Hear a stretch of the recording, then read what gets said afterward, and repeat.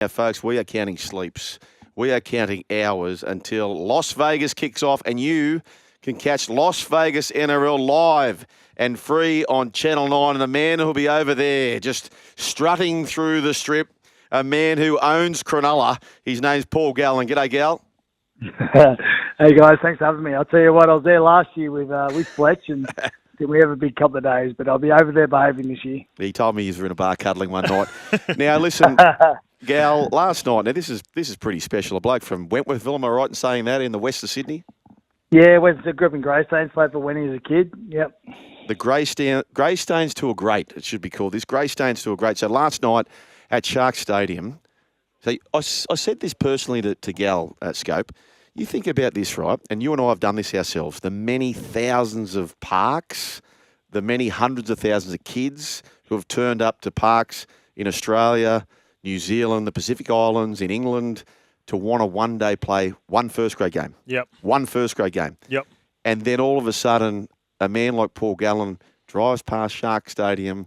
There's a mural of him on the wall. And then last night at Shark Stadium, only 11 of the greatest players in Sharks history, and we're going back to the 40s here, or the 60s actually, the 60s rather, were inducted into the club's inaugural Hall of Fame. You joined the likes, Gal, of Andrew Eddinghausen, Gavin Miller, Tommy Bishop, Greg Pearce, the late Steve Rogers, Matty Rogers, Brett Noddy Kimmorley, who's part of the SEN coverage this year. And what about the Peach? So many names. I've left a couple out, which I'll pick them up later.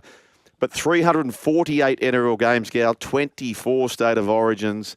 And what about this? 32 tests, one premiership only in the history of Cronulla, to which you were the captain. You had the C in brackets. You had your family there last night. Did it all sink in? Yeah, when you put it like that, it's pretty special. But I'm sort of I'm not a real nostalgic type guy, to be honest. I sort of think when you're playing, you're relevant. You do your best way you can, and when you're retired, you're retired. So I don't want to discredit last night or feel like I'm not appreciative of it, but I'm not really too fussed on all the fame stuff. But look, last night to be able to celebrate it with those people, and I think the most important thing for me last night was to be able to say thank you to people who really helped me along the way, like the coaches that got me started. The guys like Stewie Rapi was great for me. Obviously, Ricky Stewart and Shane Flanagan were unbelievable for me. So to be able to say thank you to them people was really important to me, because I think throughout your career, you win awards on the way and you get accolades on the way, and it sort of is all about you. And I said it last night. I was very selfish in my rugby league career, and I honestly believe you got to be. I believe you got to put the game first.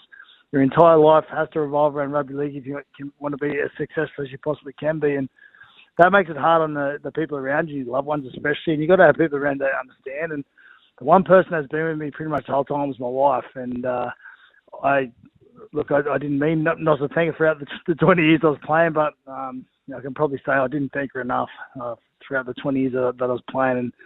And she was there the whole time, and there's no doubt I wouldn't be around today without her. So I had to thank her. That was probably the first time I've ever been able to really do it and put her first. And obviously thank my kids and be able to celebrate with them. That was the most special part of the night for me. To be able to really say thank you to those who helped me and to celebrate with the people that mattered most to me. That was most important. I've had my time in the sun and been able to celebrate a lot along the way throughout my career. But to be able to celebrate with them guys, that was the most special thing to me. Gal, as a mate, one of your wife, the rock of you, Annie Gallen, what a special person. 8 billion people in the planet, and it's hard to find the Annie Gallens of the world. You've married her. You've produced 4 beautiful kids. We'll talk about that later. You have joined 10 others: Andrew Eddinghausen, Gavin Miller, Tommy Bishop, Greg Pearce, Steve Rogers, Brett Kimmorley, Dane Sorensen, the Peach, David Peachey, Jason Stevens, and Matty Rogers. That is a big, big list, isn't it, Scopey? Yeah, it's a huge list. I was listening to Vossi and Brandy speak this morning on SEN, and I believe Vossi was one of the hosts for the night, and he reckons it got really highly emotional with a couple of the speeches. And I'm looking at the names here, and they're all special, mate. But the Rogers father-son combination with obviously Stephen passing on, I'd imagine that would have been really highly emotional for everyone involved, mate. Yeah, it was, mate. And look, Vossi done a great job too, and they all did. Bonnie Sampson was there too. She done a terrific job. And yeah, when Steve Rogers was inducted, Matty got up with the sister and also Donnie, the brother, and he he actually wrote a poem for it. Oh, wow. Yeah, and it was really touching. It was really, really good, really deep, and it had everyone pretty emotional in the whole place. And ET, I've never seen ET. I don't want to say lose it, but look, he was quite emotional last night to the point where he couldn't talk, and I think that goes to show what the club means to him. And for me personally, to be able to celebrate it for me with guys like Jason Stevens, I actually got named before Brett Kimmorley. I wish I had been named after him because Brett Kimmorley was one of my favourite players. I wrote a book a few years ago and I named my top five or six top players, and he was one of them. He was such a tough bloke, such a small guy. He was so tough, and really helped me. He was one of my favourite players of all time, Noddy. So I would have liked to have been able to thank him, but I didn't know he was going to get the award. He actually got inducted after me, but to be able to celebrate with David Peachey and Jason Stevens, that meant a hell of a lot to me. I got to play a lot of football with them early in my career, and the Peach was an absolute freak. It's just some of the stories I could tell you about the Peach on the field. We just played footy. I remember the time we're at Penrith, and here I am. I'm a 22, 23-year-old back row, just getting started. I've got David Peachey saying, "Yeah, come out here," and I'm like, "I'm on my back row." He goes, "I don't care, just come out here." So I'm like, Peach, what are we going to do? He goes, "I don't know." I said, "Mate, what are we going to do?" Here I am getting told by David Peach to walk out of a scrum when I'm in the back row. I had no idea what we were going to do. I was like, "What are we going to do?" And he swore at me. He goes, "I'm not going to swear, obviously." He goes, "Hey, let's just play footy." Yeah. I'm like, right, next thing you hit me on a short ball, I cross the line for a try, and I'll score a try. And that's just what he did. He loved playing footy, playing what was in front of him.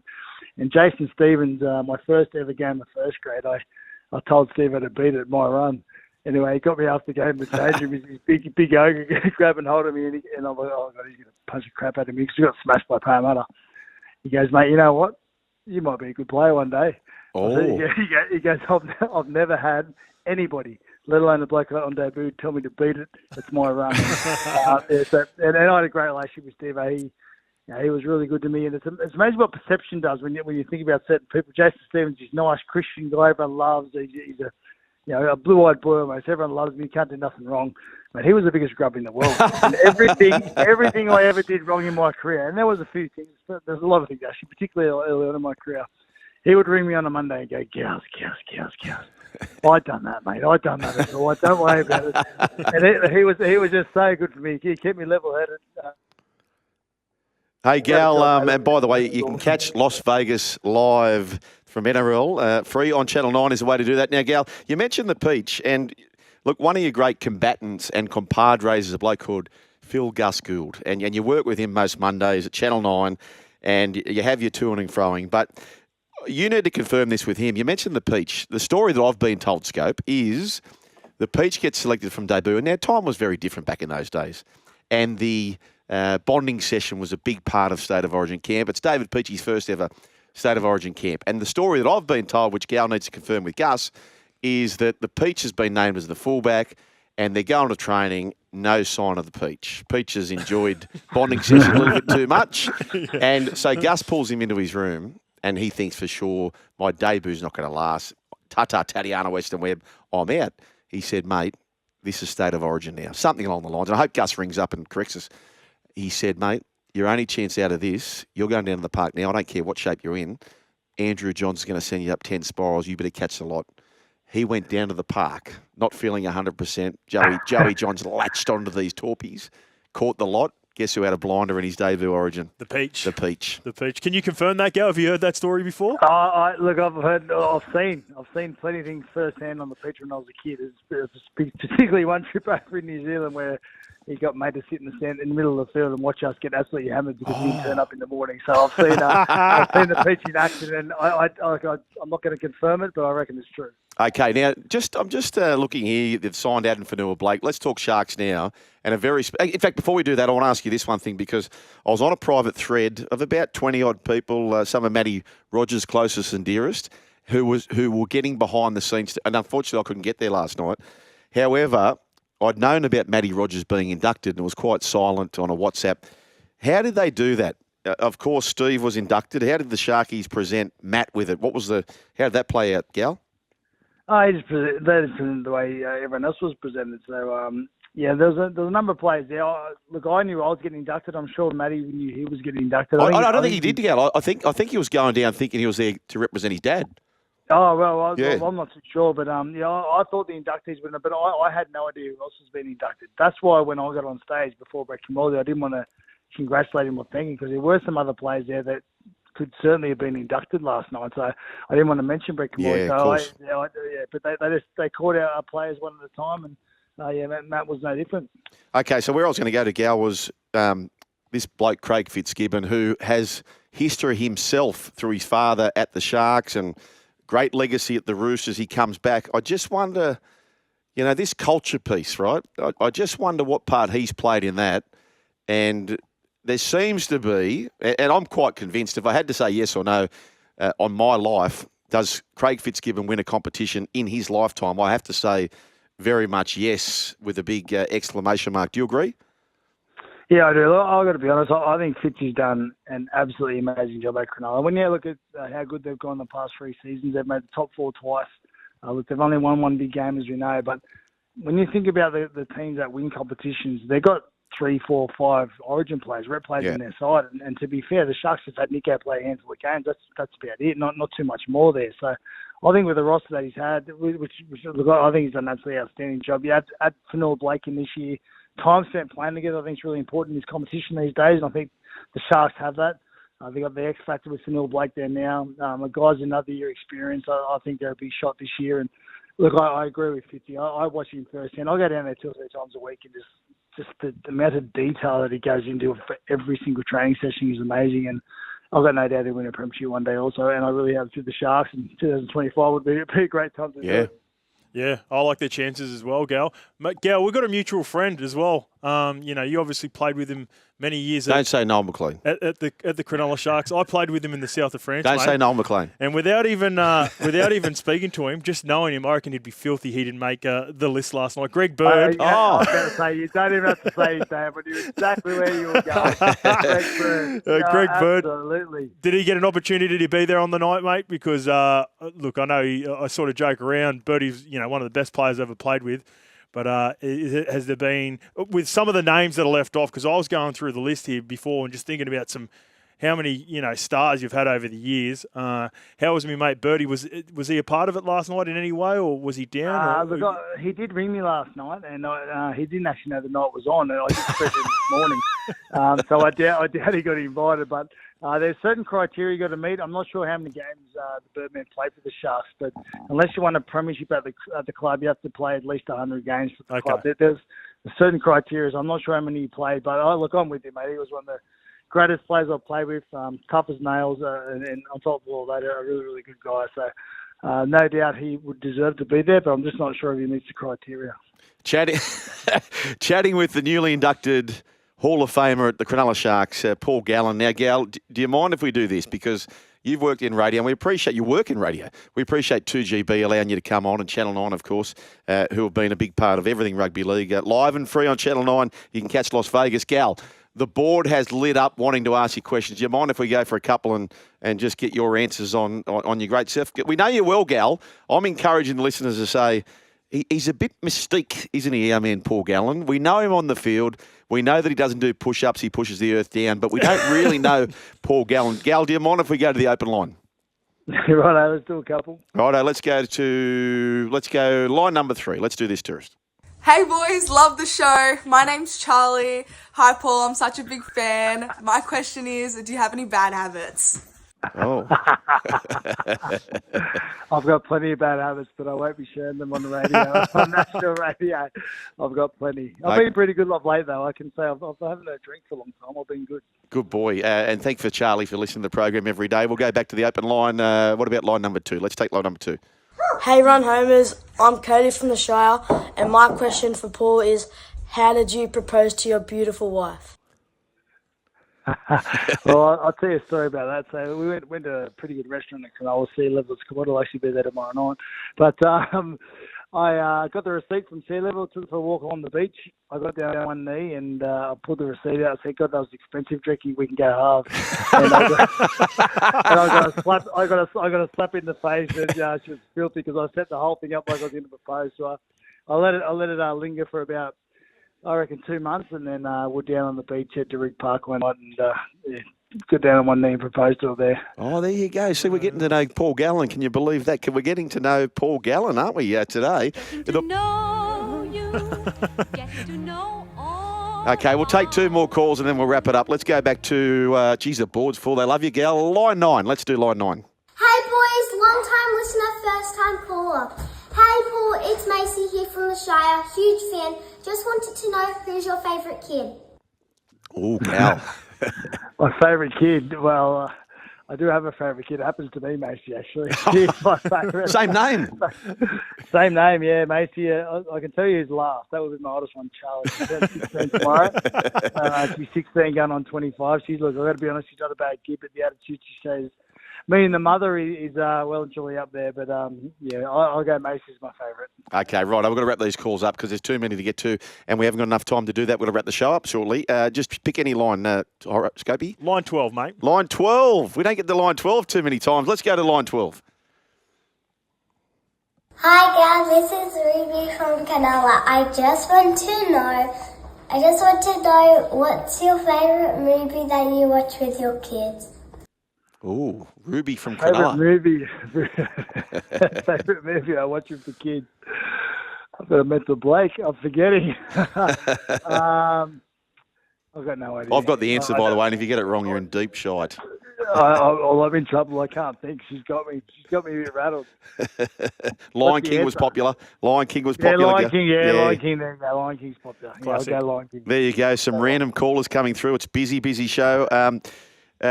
Let's go back to the Sharks. In fact, you know what I want to do, Gal? I want you to take us to what it's like to be a captain. 2016, it's happened only once. I said the Sharks come into this competition in the late 60s along with the Panthers.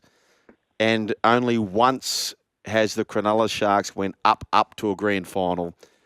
Take us to that Accor Stadium furnace. You're in the middle. The game's in the balance. What are your vivid memories on what was eventually a life-changing moment for you? Yeah, there's a couple of the game. Obviously, the taking the 2 to start with in the first probably 10 minutes of the game. We played Melbourne round 26 of the competition to win. Whoever won that game won the minor premiership. We got a penalty inside the first 10 minutes, and I took the 2. We led 2-0. We got beaten 26 points to 2. So come grand final day when I'm in front of the party, all I could think about was 26 points to 2. But thankfully, the cool air prevailed, and I knew the ground, a low-scoring ground, gets a bit slippery at night, so we took the 2 and we won the game by 2 points. That was obviously one of the best decisions I made. And then before that first try, I passed the ball inside the Ben Barber. Mick Ennis caught it. I didn't want to do it. We done it twice that whole year. Once I passed it to Ben Barber, I got in trouble off Flanagan for passing because he got hammered. The next time I didn't pass it, Flanagan called me a selfish, because I didn't pass it. So when he comes to us in captain's run, said we're doing big man down tomorrow, I laughed. I swore to. I didn't even really take notice of it. It was only me, Ben Barber, and Mickey Ennis that was told about it. And then Mickey Ennis calls it at the first scrum, and I said, no way. I half laughed at him on the field thinking he was taking a piss. No, and he goes, mate, we don't know if we're going to do another opportunity. We've got to do it. I said, right, let's have a crack. And it paid off, and we scored that try. So, yeah, Mick Ennis gets had a lot of credit for that one. And then when they scored, after they scored that try, the last try, we were down 12-8, and I said to the boys, I was rattled, and Jimmy Maloney behind the line, he said, boys, if we thought we were going to have this all our own way, we're kidding ourselves. This is always going to happen. And it sort of clicked everyone in the gear a little bit. And I said, boys, I promise you we'll get another opportunity. When we get that opportunity, we just got to take it. And I didn't realise it'd be within the next sort of 3 or 4 minutes. And Fafita scored that try, and probably the greatest try in Sharks history. Wow. And obviously we held on the back end of the game. And there was actually a game we played the Melbourne Storm in years gone by where we led 20 points to 12 with about a minute and a half to go. Well, they beat us. They scored twice in the last minute and a half of the game. And so that was running through my mind too. It come that last scrum, but thankfully we held them out. Paul Gallen, what a great treat to chat to you on this particular Wednesday afternoon now, and testimony to yourself, not just yourself and the other 10 inductees, which again, Andrew Eddinghausen, Gavin Miller, Tommy Bishop, Greg Pearce, Steve Rogers, Brett Kimmorley, Dane Sorensen, the Peach David Peachey, Jason Steve-O Stevens, Matty Rogers the Rat, but the families and all those who have got behind it. And I want to leave you with this, Gal, because I know you're a bloke and you shared this with us. You don't get too caught up in nostalgia, and you're the kind of guy which There's a reason why the windscreen's bigger than the rear view mirror, because we've got to look forward. We've got to spend more time on looking forward, which built your career. But that wife of yours, Annie Gallen, I tell you what, mate, 8 billion people in the world, and you know what she's like. She doesn't want to be a voice on this. But we had a bit of fun, and those callers, of course, for all your 4 kids. Here's have a listen to this, gal. This is my hairs are standing up, and even on my legs, these really tidy legs of mine, gal. But have a listen to this, and I just think this is what it's all about. This is very, very special. Have a listen to this. Hey Dad, on a serious note, thank you for all your love and support over the years. Love you. Hi Dad, congratulations being in the Hall of Fame. I just want you to know that I love you so much and I'm very proud of you. I'm going to love driving past the Sharkies and seeing you on the Wall of Fame. Love you. Hi Daddy, I just want to say I love you so much and you are the best dad in the whole world. You are my favourite. I love you. Hey Dad, so proud of you being in the Hall of Fame, but to us, you're a Hall of Fame dad. There you go, Gal. Mate, you're a hard man, and we don't get to see a lot of Paul Gallen, the whole world, and I just wanted the world to see who Paul Gallen really is. Your wife, your kids, tremendous family. Mate, congratulations on what you've done. You drive past Shark Park and your melon's on it. What about the poor bugger? He's got to be there next to Andrew Eddinghausen. Anyway, hey, Gal, mate, well done, mate. It's bloody huge. As I said, my hairs are standing up. It is such a huge, huge, big thing. Congratulations.